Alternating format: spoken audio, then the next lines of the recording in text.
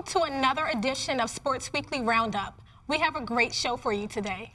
On today's agenda, we'll discuss some NBA, the college playoff system, and the baseball winter meetings. I'm Aaron Lee. And I'm Francesca Stewart. This is Sports Weekly Roundup.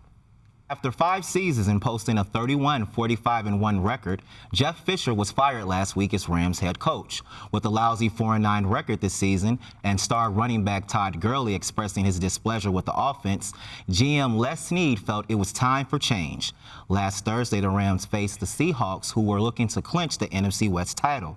The Legion of Boom beat the Rams 24-3, and Jared Goff felt that boom when Richard Sherman knocked him out of bounds in the second half. Goff didn't return.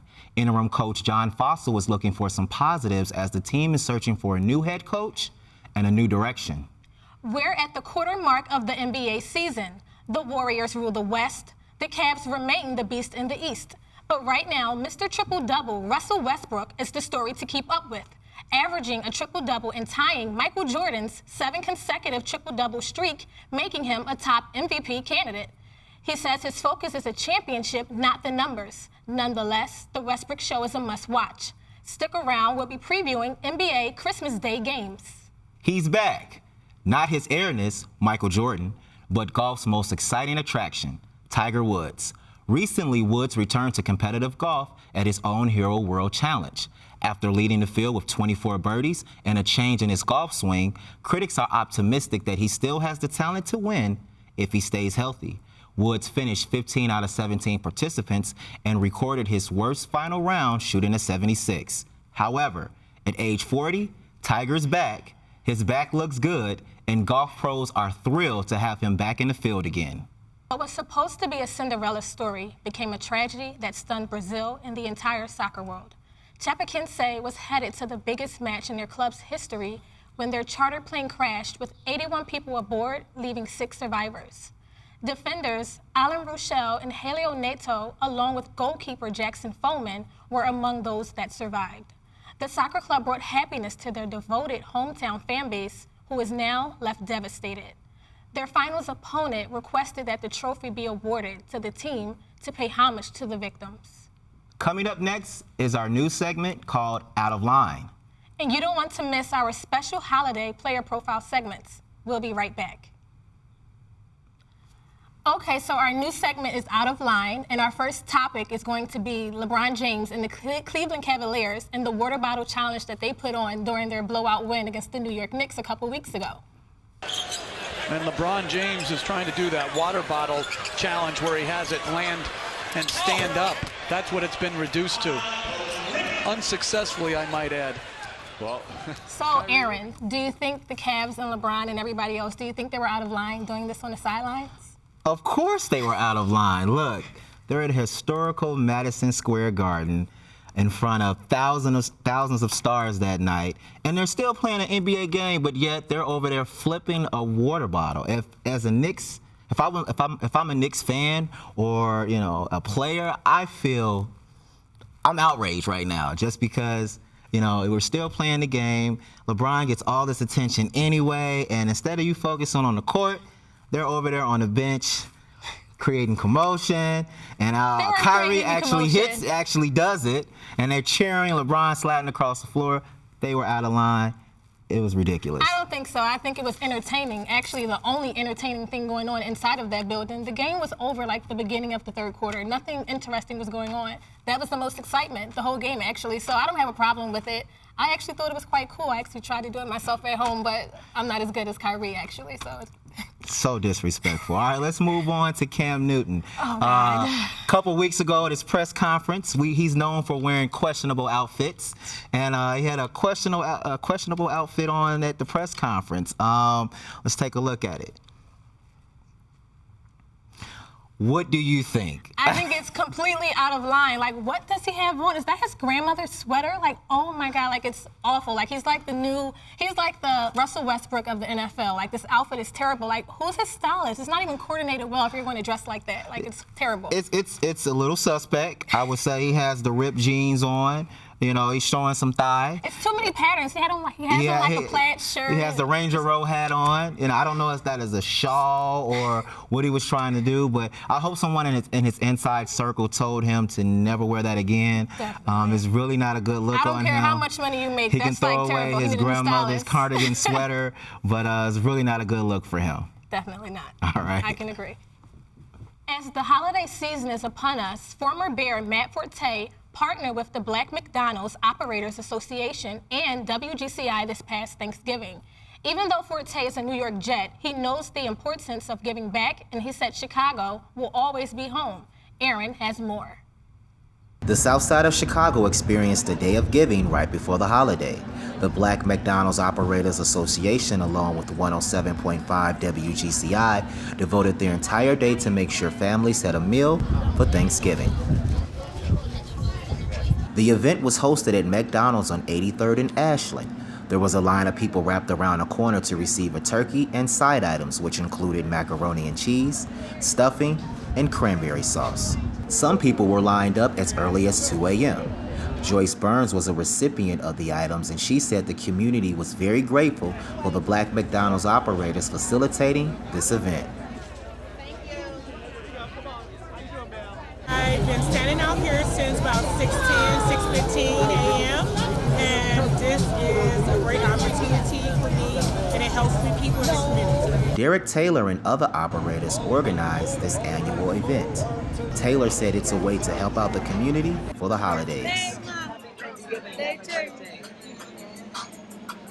Thanksgiving is always a special time of the year with the holidays coming. Knowing that we have some needy families that might need some food or some extras, so we decided as Black operators to give away turkey. The festivities included a live broadcast of WGCI's morning show, in addition to Yaz the Greatest from Fox Empire participating in a turkey giveaway. To cap off the day, former Chicago Bear Matt Forte made a special appearance during his bye week from the New York Jets.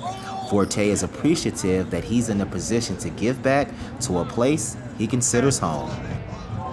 It means a lot. I've been that way for a long time, that you can't just be part of the world and just take everything. You have to give back. And some of the greatest things that you can do with your life is be able to give back so that the next generation can come up and be positive. The Black McDonald's Operators Association gave away 2,000 turkeys this year, and the Auburn Gresham neighborhood wasn't the only location to receive a Thanksgiving meal. That very same day, the association arranged another turkey giveaway on 65th and Western. For Sports Weekly Roundup, I'm Aaron Lee. Your life is bigger than basketball. A message to Dwayne Wade from his mother, Pastor Jalinda Wade, and this Thanksgiving, the Wade's World Foundation and Pastor Wade joined forces hosting their 5th annual Day of Giving. Francesca has the story. 'Tis the season of giving. Hundreds of families are thankful for a Thanksgiving meal this year. That was made possible thanks to Pastor Jalinda Wade and Bulls player Dwayne Wade. They lined up one by one to receive everything they'll need for a nice Thanksgiving dinner. At this year's Thanksgiving giveaway, as you can see, there's over 300 turkeys here that they're giving away. And if you come down here, you'll see there's a bag of perishable items that they're also going to be handing out to many families. Let's take a look in the bag and see what we have. You have stuffing this year. Sit that there. Of course, you can't forget the macaroni and cheese. And you have green beans. And if you dig a little further, you have your people love their cornbread, so that's in there as well. Everything in this bag will be everything you'll need for your Thanksgiving this year, and I'm sure the families will enjoy everything that they received today at this year's Thanksgiving giveaway. Ruthie Johnson, who was invited by a friend, walked away with more than she could ask for. It helped me out because I have unexpected guests come to my house every year, so this will be more meat on the table. People are hungry, people need love, people need understanding. They need someone to care for them. That someone is Pastor Wade, who has been doing this 2-day event annually to help feed families in need. This year's event offered more than food, with providing educational assistance, banking, and employment resources available to those seeking opportunities. To be able to have the opportunity to be able to serve somebody again for the 5th year, and it's ecstatic for me. I believe because of the, especially the trauma that hit our city of Chicago, and it just was impressed on my heart to do something that brings joy to the people, peace to the people. And I knew giving would be able to do that for them. Pastor Wade and New Creation Binding and Loosing Ministries collaborated with her son, the Wade's World Foundation, along with the Bulls organization to make this year's giveaway possible. Dwayne said he's thrilled to continue to have his foundation give back to the Chicago community which he grew up in. For Sports Weekly Roundup, I'm Francesca Stewart. Next is the moment you've all been waiting for, our sports debate. We'll be right back. All right, let's talk a little bit of the college playoff system. You had Alabama finishing 1, Clemson finishing 2, Ohio State finishing 3, and then Washington rounding out the top 4. There were some teams that were left out. You had Michigan, you had Penn State, who won the Big Ten. They also beat Ohio State, so it was a little bit of controversy. What do you think about them expanding to 8 teams? Do you see any benefits to them doing that? What are your thoughts on that? Okay, so if you want to think hypothetically, let's say if they had the 18 playoff system put in place this season, you would have number 1 Alabama going up against Western Michigan, 2 teams that finished the season with perfect records at 13-0. But when you look at the conferences that they come from, they don't stack up. They don't match up perfectly enough. You have Western Michigan, they're in the Mid-American Conference. They go up against teams like Akron and Ball State and Toledo. And then you have Alabama over there in the SEC, a powerhouse conference filled with top teams. They go head-to-head against Florida and Auburn. And if you look at that, if these two teams were to meet up and have a playoff game, there would be plenty of matchup issues, which will only result into blowout games. And I think that's what the 14 playoff prevents. You don't want to see teams getting blown out. It's not a good enough matchup. And if you look at people say, okay, Penn State got snubbed, but I feel as though I don't have an issue with a good team on the outside looking in every once in a while. I have no issue with that. What are your thoughts? So no participation trophies. No. Everyone doesn't get in. Better luck next year, I mean, it'll be interesting to see if they do expand to an 18 playoff where the top 5 conferences get that automatic bid. So we can look out for that in the future. Let's shift to baseball. Let's discuss the winter meetings that happened this offseason. I'll start with the Cubs, the reigning champs. Congratulations to the Cubs winning the World Series this year. Go Cubs. Leaving us all on edge. Oh, my Cubs.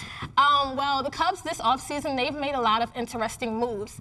They've acquired closer Wade Davis, pitcher Ryan Dunsing, outfielder John Jay. Travis Wood remains unsigned. Unfortunately, they didn't re-sign Dexter Fowler. He's beloved here in Chicago, and I believe he would have made the Cubs better this year, but we'll have to see how we play without him. Too much money. We'll have to see how we play without him. And then, you have the David Ross retiring. We'll see. That may leave a void in that locker room. But, of course, the highlight so far of the winter meetings is Aroldis Chapman signing a 5-year, $86 million deal with the Yankees. We will see if, they're going to have Wade Davis replacing him. We're going to see how much that can affect the team and if they can even repeat or even contend this year. But, anything can happen between now and opening day. So what are some transactions that, sparked your interest this offseason? Well, I'm going to move to the other side of town and talk about the Southsiders, the White Sox. They are in full rebuild mode. Seems like they're breaking up the team, maybe trying to do what the Cubs, maybe emulate what the Cubs are doing. Trading Chris Sale to the Boston Red Sox. They got back Yohan Moncada, the great prospect, great infielder. So he's a power bat. Hopefully he can team up with Jose Abreu. We can get some homers out in there. And also, they picked up a few other prospects as well. So it'll be interesting to see how Rick Hahn kind of does what Theo did on the north side. And can the White Sox even compete with this rivalry with Chicago teams now? But I just hope that both teams can compete this year. And let's get a Cubs and White Sox World Series, 2017. How about go with the Cubs, though? I got them, probably potentially repeating. Get the roster together. It's good to be on top right now. It's good to be on top. All right, let's talk a little basketball. We're going to go to the Christmas Day games in the NBA. First off, we have the Knicks and the Celtics. Who you got? I'm going with the Knicks at home. They're 9-4 at home right now, and you know it's Madison Square Garden. I think Melo, and I love the way Porzingis is playing right now. It's a little drama there in New York, but I'm going with New York. It's Christmas Day. Why not have fun at the Garden on Christmas? I smell an upset. I see Boston coming out. That young team, Isaiah Thomas. I just see them coming out. Who knows if Derrick Rose will play that day? Hopefully. Carmelo might just take a mental day off. So I see Boston coming in and stealing one at the Garden. All right, let's talk about the Bulls and the Spurs. Who you got? Who you taking? I want to go with the hometown Bulls, but because the Spurs lost to them a few weeks ago, plus they just retired Tim Duncan's number, I see the Spurs coming out beating the Bulls right now. The team is playing unmotivated. They just lost 2 blowout wins to Milwaukee, so I see the Spurs taking that one. What about you? Me personally, I'm going to pick Chicago. And you said they're unmotivated, but they have Dwayne Wade. He's the ultimate motivator. You've seen what he did in Miami with LeBron James and Chris Bosh, and the run that they went on. And if you don't know, Dwayne Wade is 10-1 on Christmas Day. That's a career record, so I'm going with Dwayne Wade. I think he brings it home, just to make up for those blowout wins that has been horrendous so far. So I'm going with Chicago. So they're on the road, right? I'm fine with that. I got Chicago. Okay, we'll see. Upset, yep. All right, let's go to the baby Lakers versus the veteran Clippers. Can I say I smell a blowout? This is going to be, my ass is even on TV. It's going to be an ultimate blowout. You have an all-star caliber top team contending, a top title contender going up against a team that's basically rebuilt and filled with a lot of young talent. So it's going to be a blowout. I mean, it's the last game. I might be asleep by then anyway. Nah, see, it's going to be a blowout, but we're going to see a lot of dunks. You got Larry Nance Jr., then you got Blake Griffin, DeAndre Jordan. So we'll see a lot of, highlighting dunks, but I see the Clippers blowing them out easy. If Nick Young plays good and they find a way if he doesn't steal the ball from his teammate, Right. He doesn't steal the ball from his teammate. It would be good if they find a way to make this competitive. This year, of course, the Lakers, they'll be missing Kobe. He won't be out there this Christmas. Hopefully, he'll be in the stands somewhere cheering on his young team. Well, Denzel will be there. Denzel will be there. He can't suit up and play for him, so it'll be good if they can make this kind of competitive. All right, let's talk about Mr. Triple Double and the Oklahoma City Thunder. They're playing the young Timberwolves team that recently beat our Bulls as well. So who you got there? Me, I'm going to go with Oklahoma City. They're at home. And if you don't know, they're at home. They're 11-5 at home this season. And the Minnesota Timberwolves, they're the second worst team in the Western Conference. They just can't find a way to finish games.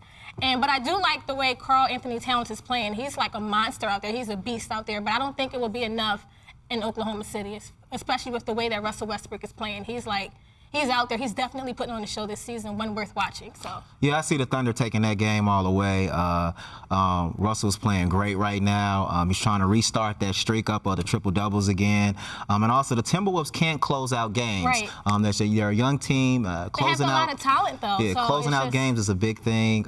They're still trying to get things together. Like you said, Karl Anthony Towns is playing well, but he can't do it on his own. He needs those guys to step up. Westbrook seems to be doing it on his own. Why can't he do it on his own? Well, Westbrook's a veteran, You're right, you got a point there, but he's good. He's showing us his potential. So I like what Towns is doing over there in Give Minnesota. Give us some time. Okay, so the game I've been waiting to discuss, we're going to finally get the finals rematch. The Warriors are traveling to the LAN.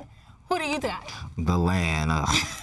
Well, I don't care who wins that game because I don't like neither of those teams. But I really think that the Warriors will get their revenge. Draymond Green has been waiting for this rematch. And LeBron James been waiting too. We're all waiting. But it's just a regular season game. And plus, this is a different Warriors team. You have Kevin Durant on this team now. That's going to provide some matchup issues for Cleveland. Do you put Kevin Love on him, who's the slower defender? Do you put But Kevin LeBron? Love's been playing really good this season. This is his best season as a Cav, if you ask me. Offensively, but defensively, he's a liability. So what do you do there? Do you put LeBron on him? You take LeBron off of Clay. Clay, he can put up 60. I'm taking before the fourth over quarter. KD any day though. So I think they'll figure it out. It's going to be a entertaining game, high scoring. I will say a high scoring game. But I see the Warriors pulling this one out and getting that revenge against the LAN on Christmas Day. Okay, I'm about to surprise you. I don't want to do it, but I'm going to have to. I honestly believe that Cleveland will find some type of way to lose this game. I think it's going to be so much tension when these two teams meet up. It's going to be through the roof. And I think, these Warriors, they're on a roll right now. The Cavs, they had their little losing streak, and LeBron went out there and said, listen, the honeymoon is over. Kyrie won't hit the big shot for LeBron anymore. You never know. You never know. He won't bail him out this time. Kevin Love has stepped up. He's playing really good this season, too. So if you ask me, I would have to say I don't want to go against the Cavs, but I'm sorry. And on this right here, for some reason, when games like this always come up, they always find a way to not win the game. But like I said before, this is just the regular season. They can lose this game, and it's okay because they always, it's not about the regular season. It's about what happens in June. And I believe, it's all this trash talking going on. We're going to annihilate them. We're going to go crazy and and all the, all the trolling going on. But I don't know. They're saving it up for June? Yeah, I feel like this is just a regular game. Get there first. I don't think LeBron is even thinking about this game right now, Get there first. We will. I believe we will. We're going to get the rematch that we want come June. But this right now, this is nothing. But I'll go on record to say that I believe Golden State do win this game. All right, we'll see in June. We'll see. Time is something that cannot be bought. It cannot be wagered with God, and it is not in endless supply. Time is simply how you live your life. I am not an expert on time or on cancer or on life itself.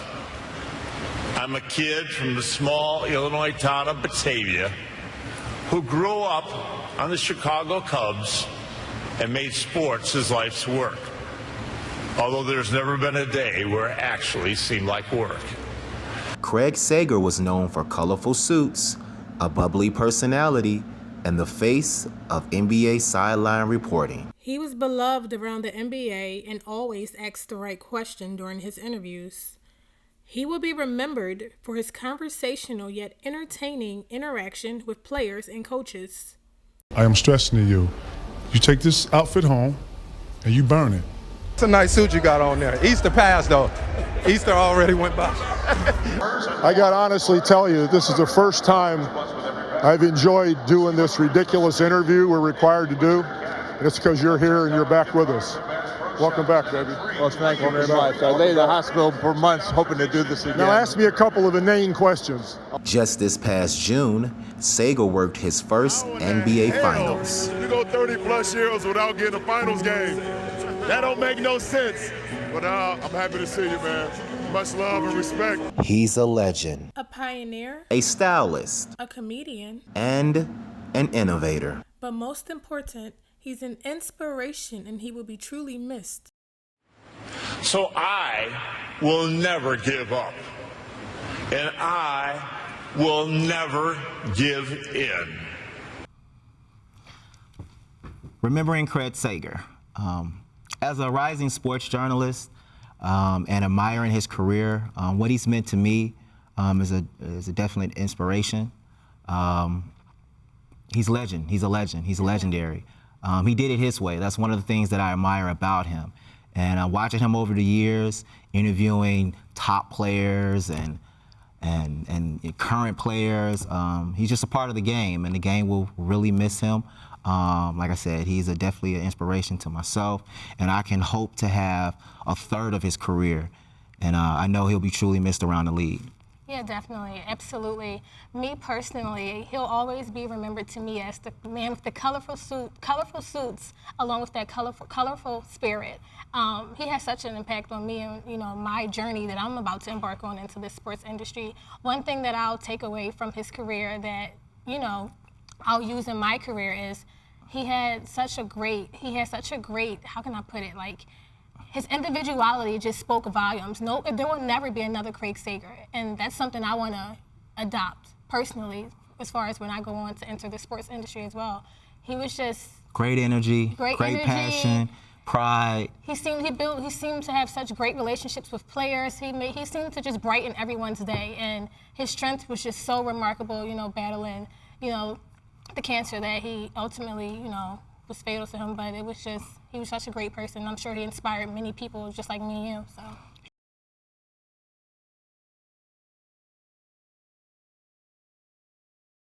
Well, it's about that time. Join us again for all sports and everything sports. I'm Aaron Lee. I'm Francesca Stewart. Thanks for watching.